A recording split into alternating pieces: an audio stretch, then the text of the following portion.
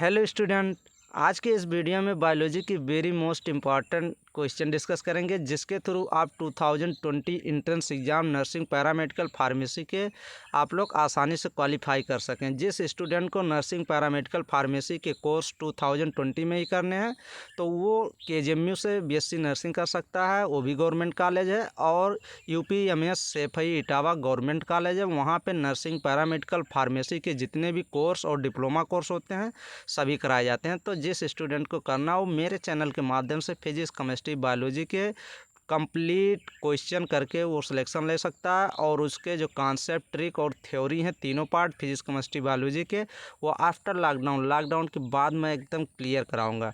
But student अभी question की practice चल रही है, तो चलिए क्वेश्चन देखते हैं। हम लोग 143 तक क्वेश्चन डिस्कस कर चुके हैं। 144 नंबर क्वेश्चन इंपॉर्टेंट क्वेश्चन है। कह रहा है Graafian follicle is found in. Graafian follicle जो होती है वो कहाँ पे पाई जाती है? First option thyroid, B option ovary, third option adrenal और फोर्थ ऑप्शन पैराथायरॉइड। तो ग्रेफियन फॉलिकल जो होती है वो पाई जाती है कहाँ पे? ओवरी में पाई जाती है। तो ऑप्शन नंबर कौन सा सही हो जाएगा? ऑप्शन नंबर सेकंड सही हो जाएगा। ये भी क्वेश्चन पूछता है कि मैच्योर ग्रेफियन फॉलिकल जो होती है वो कौन सा हार्मोन सिक्रेट करती है? तो एस्ट्रोजन सिक्रेट करती है, ESTROGEN एस्ट्रोजन सिक्रेट करती है, जो रेगुलेट करता है क्या? ग्रोइंग ओवेरियन फॉलिकल के डेवलपमेंट को रेगुलेट करता है। ये भी क्वेश्चन पूछा जाता है कि जो रैप्चर ऑफ ग्रेफियन फॉलिकल होती है वो कौन सा हार्मोन करवाता है? जैसे ग्रेफियन फॉलिकल जब होती है और रैप्चर होगी तभी तो ओव्यूलेशन होगा, तो वो होता है ल्यूटिनाइजिंग हार्मोन, LH होता है। ल्यूटिनाइजिंग हार्मोन क्या करवाता है? रैप्चर ऑफ ग्रेफियन फॉलिकल करवाता है। तो ये भी क्वेश्चन पूछता है कि ग्रेफियन फॉलिकल को रिलीज करती है ओवम, तो वो क्या होती है? ओवरी से जब ओवम सिक्रेट रिलीज होता है तो वो सेकेंडरी oocyte होती है। ये भी एक बार क्वेश्चन पूछा गया था कि ओवरी से क्या निकलती है? तो सेकेंडरी oocyte निकलती है। ये देख लीजिए, सेकेंडरी OSCYTE oocyte निकलती है। कौन सी? सेकेंडरी oocyte निकलती है। एक बार एक क्वेश्चन पूछा ही गया था, इंपॉर्टेंट क्वेश्चन है, तो आप लोग ये नोट डाउन कर लीजिए। Next question number, fertilisation is mammals occurs in. जो फर्टिलाइजेशन होता है स्तनधारियों में निषेचन निम्न में होता है, कहाँ पे होता है? ये क्वेश्चन जो कह रहा है, ये 2-3 क्वेश्चन यहाँ से बनते हैं। जो फीमेल रिप्रोडक्टिव सिस्टम होती है यहाँ से 2-3 क्वेश्चन बनते हैं। कह रहा फर्टिलाइजेशन इन मैमल अकर्स कहाँ पे होता है? तो फर्स्ट ऑप्शन फैलोपियन ट्यूब दे रहा, second option uterus, third option ovary और फोर्थ ऑप्शन वेजाइना। तो ये फैलोपियन ट्यूब होती है ये डिवाइड होती है इस्थमस, एम्पुलरी और इन्फंडिबुलम। एक क्वेश्चन ये भी इंपॉर्टेंट क्वेश्चन पूछता, कहता first part of fallopian tube क्या होता है? तो वो इन्फंडिबुलम होती है। INFUNDI इन्फंडी, BULUM इन्फंडिबुलम होती है। First part of fallopian tube infundibulum होता है। ये भी क्वेश्चन पूछता है closest to the ovary, ovary के पास में क्या होता है? तो इन्फंडिबुलम ही होता है। तो अगर ये फर्टिलाइजेशन की बात कर रहा है तो फैलोपियन ट्यूब में होती है, और फैलोपियन ट्यूब में एक जगह होती है। ये इंपॉर्टेंट क्वेश्चन है, ये भी क्वेश्चन पूछा ही गया है कि कौन सी जगह होती है जहाँ पे फर्टिलाइजेशन होता है? तो ये होती है एम्पुलरी इस्थमस जंक्शन एक होता है, वहीं पे फर्टिलाइजेशन होता है। जैसे आप लोग नोट डाउन कर लीजिए कौन सी जंक्शन होती है, तो एम्पुलरी इस्थमस जंक्शन होता है। ये देख लीजिए, एम्पुलरी, AM लिख लीजिए,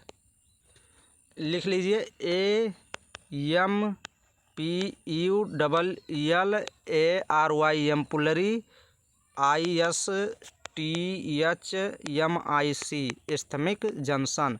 ये देख लीजिए। और कैसे इसको याद करेंगे? एम्पुलरी पहले ये ए आता है, पहले कैपिटल लेटर इंग्लिश का ए आता है, तो एम्पुलरी पहले लिखिए, फिर इस्थमस जंक्शन, इस्थमस आई बाद में लिखिए। तो एम्पुलरी इस्थमस जंक्शन होना चाहिए। कभी कभी देता है इस्थमिक एम्पुलरी जंक्शन, नहीं, लेकिन ऐसा नहीं करना है। एम्पुलरी इस्थमिक जंक्शन पे फर्टिलाइजेशन फैलोपियन ट्यूब के पार्ट होते हैं। ये जो एम्पुलरी होती है वो वाइड होती है, थोड़ी चौड़ी होती है, और जो इस्थमिक जंक्शन होता है थोड़ा पतला होता है।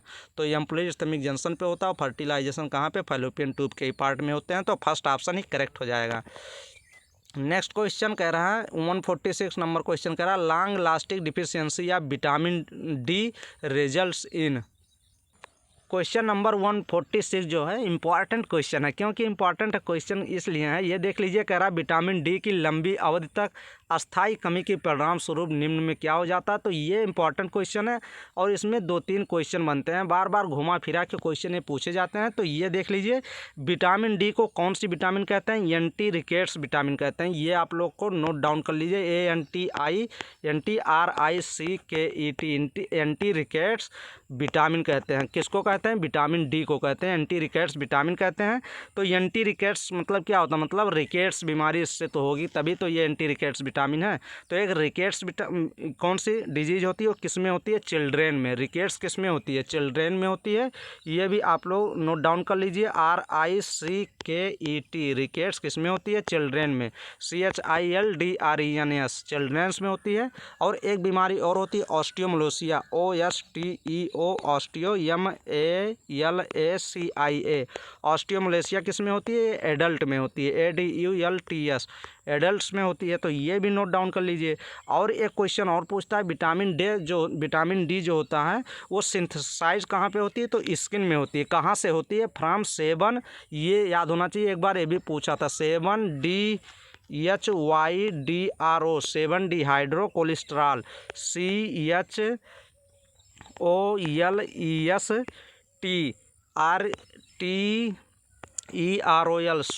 7 डिहाइड्रो कोलेस्ट्रॉल से ये सिंथेसिस होती है। जब इसमें यूवी लाइट जब इस पर स्किन पे पड़ती है तो 7 डिहाइड्रो कोलेस्ट्रॉल ब्रेक डाउन होता है, तो विटामिन डी हमें मिलती है।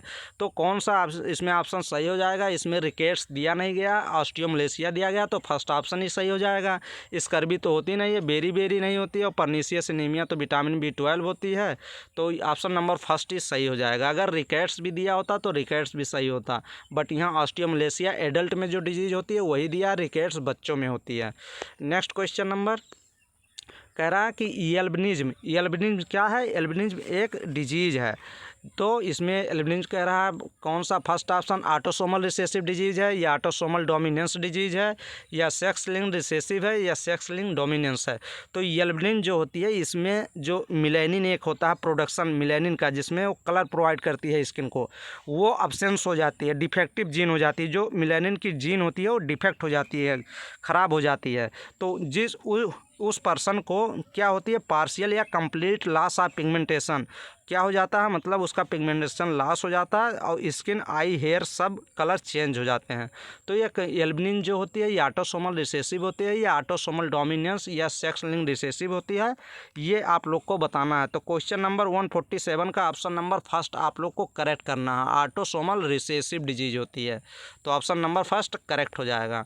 नेक्स्ट क्वेश्चन नंबर कह रहा है, in sickle cell anaemia disease the glutamic acid at the 6th position of beta chain आप हीमोग्लोबिन, जो हीमोग्लोबिन की बीटा चैन होती है, रिप्लेस बाई हंसिया का रुधिराणु रक्तकल्पता बीमारी में ग्लूटामिक अम्ल हीमोग्लोबिन की श्रृंखला में 6वें स्थान पर निम्न द्वारा प्रतिस्थापित किया जाता है। 148 नंबर क्वेश्चन भी इम्पॉर्टेंट क्वेश्चन है। इसमें 2-3 क्वेश्चन सिकल सेल एनीमिया से बनते हैं। तो इसमें जो बीटा चैन होती है उसमें HBA पेप्टाइड होती है और HBS पेप्टाइड होती है। तो इसमें कह रहा है कि ये जो चेंज हो जाते हैं 6 पोजीशन पे जो चेंज होती है, इसमें क्या चेंज? ग्लूटामिक एसिड जो होती है इसका ट्रांसवर्जन हो जाता है, सब्स्टिट्यूशन हो जाता है। ग्लूटामिक एसिड किसके द्वारा ट्रांसवर्जन होता है? तो बैलिन के द्वारा होता है, BALINE बैलिन के द्वारा होता है। तो ऑप्शन नंबर थर्ड सही हो जाएगा। बट यहाँ पे एक क्वेश्चन और पूछा जाता है, जो एंटी कोडान नॉन कोडिंग जो स्ट्रैंड होते हैं, GAG जो होता है किस पे? नॉर्मल हीमोग्लोबिन ए जीन जो होती है, इसमें GAG किस में चेंज होता है? कोडिंग, इसमें जाके कोडिंग स्ट्रैंड पे ये चेंज हो जाता है। ये भी आप लोग नोट डाउन कर लीजिए। सिकल सेल एनीमिया में GAG जो नॉन कोडिंग जीन होती है वो चेंज हो जाती है, कोडिंग जीन में GUG में चेंज हो जाती है। ये आप लोग नोट डाउन कर लीजिए। ये भी क्वेश्चन पूछता है कि GAG किस में चेंज होती है? तो GUG में चेंज हो जाती है। एक क्वेश्चन पूछा भी गया है। तो और ये किस पोजीशन पे चेंज होती है? ये 6 पोजीशन पे चेंज होती है। ये भी आप लोग नोट डाउन कर लीजिए। अगर ये इसमें क्या होता है, अगर सिकल से एनीमिया हो जाती है तो सिकल से एनीमिया ये भी क्वेश्चन पूछता है कि ऑटोसोमल लिंक्ड रिसेसिव डिजीज है, ऑटोसोमल लिंक्ड रिसेसिव डिजीज है। ये भी आप लोग नोट डाउन कर लेना। Next question number important question ये भी है। नेक्स्ट क्वेश्चन में क्या है, कह रहा cytochrome oxidase deficiency in mitochondria cause by. Mitochondria में साइटोक्रोम ऑक्सीडेज की कमी से क्या होता है, क्या हो जाएगा, कह रहा मेंकेस रोग हो जाएगा, या फिर कर्ण सेज संलक्षण हो जाएगा, सिंड्रोम हो जाएगा, या लेबर्स ऑप्टिक न्यूरोपैथी हो जाएगी, या जैकब सिंड्रोम हो जाएगा। तो 149 में ऑप्शन नंबर देख लीजिए सेकेंड, कर्ण सेज संलक्षण, मतलब केम्स सेज सिंड्रोम हो जाएगी अगर साइटोक्रोम ऑक्सीडेज एक एंजाइम है उसकी माइटोकॉन्ड्रिया डिफिशियंसी हो जाती है तो ये बीमारी डिजीज हो जाती है, Kemps says syndrome. Next question number कह रहा है the criss cross inheritance is seen in case of. Criss cross जो इनहेरिटेंस होती है, निम्न में क्रिस क्रॉस वंशागति किसमें देखी जाती है, ऑटोसोमल जीन्स में, या सेक्स लिंक्ड जीन्स में, या डोमिनेंट ऑटोसोमल जीन्स में, या फोर्थ ऑप्शन ट्रांस जीन में। तो 150 नंबर का क्वेश्चन आप लोग सेकेंड ऑप्शन करेक्ट करिए, सेक्स लिंक्ड जीन की। इसमें निम्न में क्रिस क्रॉस वंशागत किसमें देखी जाती है, तो सेक्स लिंक्ड जीन में क्रिस क्रॉस इनहेरिटेंस देखी जाती है, तो ऑप्शन नंबर सेकंड करेक्ट हो जाएगा। नेक्स्ट क्वेश्चन नंबर, चलिए हम लोग कुछ और क्वेश्चन कर लेते हैं क्योंकि वीडियो बहुत शार्ट हो जाता है तो क्वेश्चन नंबर कम हो जाते हैं तो फिर दिक्कत होती है। लगभग 15 क्वेश्चन तो होने ही चाहिए एक वीडियो में। तो चलिए 101 नंबर क्वेश्चन दूसरा सेट देखते हैं बायोलॉजी के। Which of the following is the, क्या कह रहा है, progenitor for the origin of first living cells on the earth. निम्न में से किस पूर्वजनक द्वारा प्रथम जीवाणु कोशिका की उत्पत्ति पृथ्वी पर हुई थी, तो उसमें फर्स्ट ऑप्शन कह रहा है आरएनए की हुई थी, second option DNA, third option protein और फोर्थ ऑप्शन लिपिड। तो सबसे पहले आरएनए ही आया था तो फर्स्ट ऑप्शन ही करेक्ट हो जाएगा। नेक्स्ट क्वेश्चन क्या कह रहा है, in which of the following DNA is not found. कह रहा है किसमें डीएनए नहीं पाया जाता, निम्न में से किसमें डीएनए नहीं पाया जाता। तो ये एक आप ट्रिक नोट कर लीजिए, यम इससे हम क्वेश्चन बहुत बार सही किए थे, क्वेश्चन 2-3 बार आया भी है, नीट में भी आया था ये क्वेश्चन। तो एमएनसी माइटोकॉन्ड्रिया, न्यूक्लियस और क्या क्लोरोप्लास्ट, ऐसे एमएनसी आप याद कर लीजिए। एमएनसी इसमें ये एमएनसी में क्या प्रेजेंट होता है, इसमें डीएनए प्रेजेंट होता है, तो आप लोग एमएनसी याद कर लीजिए। अब देख लीजिए माइटोकॉन्ड्रिया दिया है और न्यूक्लियस दिया है और सी से क्लोरोप्लास्ट दिया गया जिसमें क्या डीएनए पाया जाएगा। यहाँ पे कह रहा क्वेश्चन में नहीं पाया जाएगा तो ऑप्शन नंबर थर्ड सही हो जाएगा। पराक्सीसोम में डीएनए नहीं पाया जाता तो ऑप्शन नंबर थर्ड करेक्ट हो जाएगा। Next question number, formation of RNA from DNA template is called. इसको क्या कहते हैं, अगर डीएनए से डीएनए का बनना क्या कहलाता है, और डीएनए से आरएनए का बनना, आरएनए डीएनए से आरएनए का, और आरएनए से क्या बनता है, प्रोटीन बनता है। तो ये आप लोग नोट डाउन कर लीजिए, अगर आरएनए से प्रोटीन बनता है तो इसको क्या कहते हैं, ट्रांसलेशन कहते हैं, TRANS, ट्रांस LATION ट्रांसलेशन कहेंगे।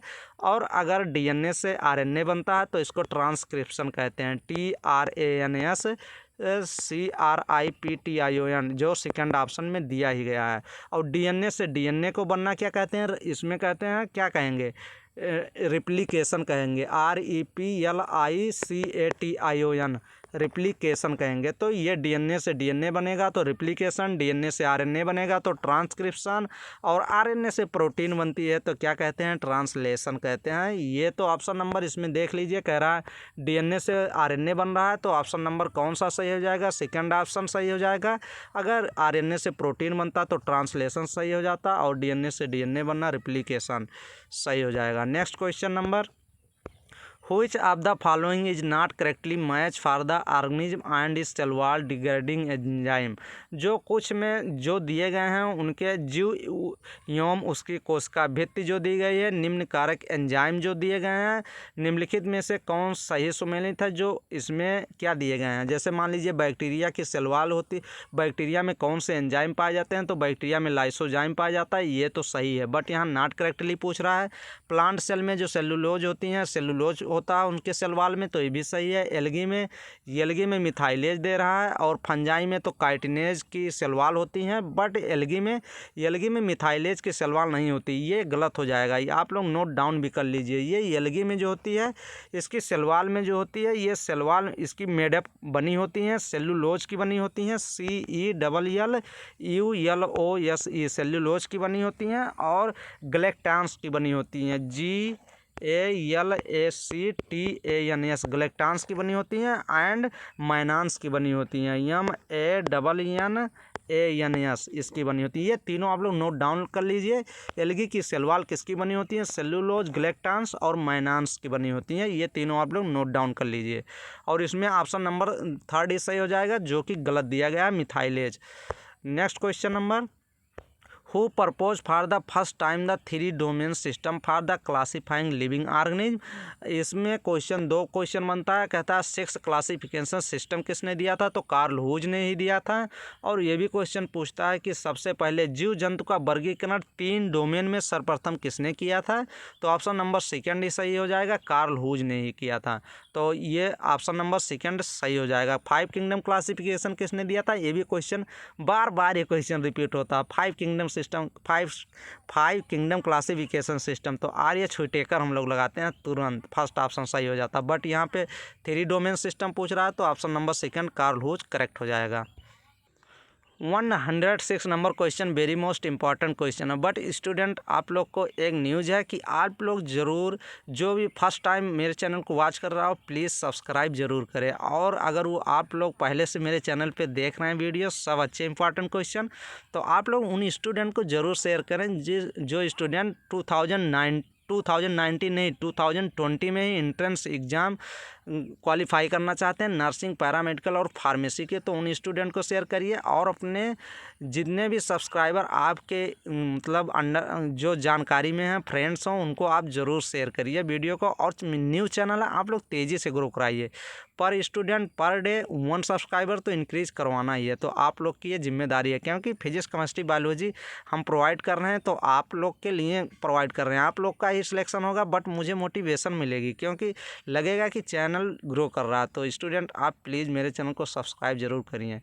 चलिए स्टूडेंट, अच्छा हम लोग नेक्स्ट क्वेश्चन, इंपॉर्टेंट क्वेश्चन है, आप लोग ये क्वेश्चन देख लीजिए। कह रहा है heterocyst is the site for, heterocyst स्थल जो होता है वो कहाँ पे होता है, किस लिए होता है? CO2 फिक्सेशन के लिए या नाइट्रोजन फिक्सेशन के लिए? Third option photosynthesis, fourth option starch synthesis. तो ऑप्शन नंबर 2 सही हो जाएगा, नाइट्रोजन फिक्सेशन के लिए हेटेरोसिस्ट वर्क करता है। तो ऑप्शन नंबर कौन सा सही करेंगे? ऑप्शन नंबर, इसमें हम लोग बी ऑप्शन सही करेंगे। ये देख लीजिए, ऑप्शन नंबर बी करेक्ट है। नेक्स्ट क्वेश्चन नंबर कह रहा है what is the product of photophosphorylation. Photophosphorylation का क्या जो उत्पाद होता है, प्रोडक्ट होता है, क्या होता है? फर्स्ट ऑप्शन PGA दे रहा है, फास्फोग्लिसरॉल एसिड दे रहा है, ADP दे रहा है, adenosine diphosphate. Third option ATP दे रहा है, एडेनोसिन ट्राइफॉस्फेट दे रहा है। तो ऑप्शन नंबर 3 ही सही हो जाएगा। फोटोफॉस्फोरिलेशन का उत्पाद जो होता है वो ATP ही होता है। नेक्स्ट क्वेश्चन कह रहा है the red rust of T plant is cause by, चाय के पौधों पर लाल कीट का कारक क्या है? स्टूडेंट, जो 108 नंबर क्वेश्चन है, ये इसका ऑप्शन जो है, इसमें ऑप्शन नंबर फर्स्ट देख लीजिए, पक्सिनिया दे रहा है, और इसमें बी ऑप्शन कह रहा है सिफेलिरोस दे रहा है, और थर्ड ऑप्शन प्रियोन, और फोर्थ ऑप्शन जैंथोमोनास। तो सिफेलिरोस जो है, इसमें ऑप्शन नंबर 2 सही हो जाएगा। बट स्टूडेंट, कभी कभी ऐसे ये भी देता है क्वेश्चन, सिफेलिरोस पैरासिटिक कास्ट भी देता है। ये देख लीजिए, सिफेलिरोस लिखता है, ये सिफेलिरोस इसी में लिखता है, PARASITICUS, पैरासिटिकस, और क्रस्ट KARST ये भी कभी कभी देता है ऑप्शन में। सिफेलिरोस, पैरासिटिकस, क्रस्ट ऑप्शन देता है, तो ऑप्शन नंबर सही हो जाता है। ऑप्शन नंबर 2 सिफेलिरोस, ये एल्गल डिजीज काज करता है, रस्ट में क्या, टी प्लांट्स में काम करता है। चाय के पौधों पर लाल कीट का कारण क्या होता है? तो सिफेलिरोस भी होता है। ऑप्शन नंबर 2 सही हो जाएगा। Next question number important question है, कह रहा है इन फ्यूनेरिया में meiotic division takes place in, Funaria में अर्धसूत्री विभाजन कहाँ पे होता है? प्रोटोनिमल सेल्स में होती है। बी ऑप्शन कह रहा है एंथ्रेडियम, सी थर्ड ऑप्शन आर्चिगोनियम, और फोर्थ ऑप्शन कैप्सूल। तो ऑप्शन नंबर 4 सही हो जाएगा, कैप्सूल में मियोटिक डिवीजन होती है फ्यूनेरिया की। तो ऑप्शन नंबर फ्यूनेरिया किस फाइलम का है? तो ये जो फ्यूनेरिया होती है ये मॉस का है, तो ब्रायोफाइट्स का है। तो ऑप्शन नंबर 4 कैप्सूल में मियोटिक डिवीजन होती है, तो ऑप्शन नंबर 4 ही करेक्ट हो जाएगा। चलिए स्टूडेंट, अब हम लोग नेक्स्ट क्वेश्चन नेक्स्ट वीडियो में देखेंगे, और नेक्स्ट वीडियो में वेरी मोस्ट इंपॉर्टेंट क्वेश्चन के साथ आप लोग को मिलेंगे। तो आप लोग वीडियो को ज़रूर शेयर करिए, और न्यूज़ चैनल के ग्रो आप तेज़ी से करवाइए। थैंक यू, धन्यवाद।